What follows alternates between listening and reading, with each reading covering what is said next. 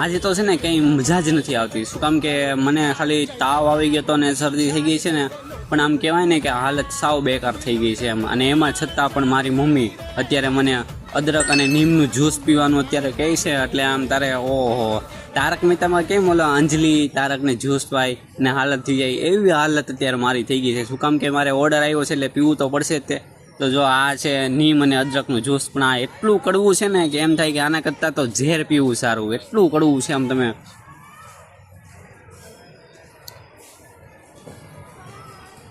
બહુ જ બેકાર જ્યુસ છે. એમાં નીમ ને અદરક આમ કેવી રીતે પીવું એમ થાય, પણ આ ઓર્ડર આવ્યો છે એટલા માટે આ પીવું પડે છે અત્યારે.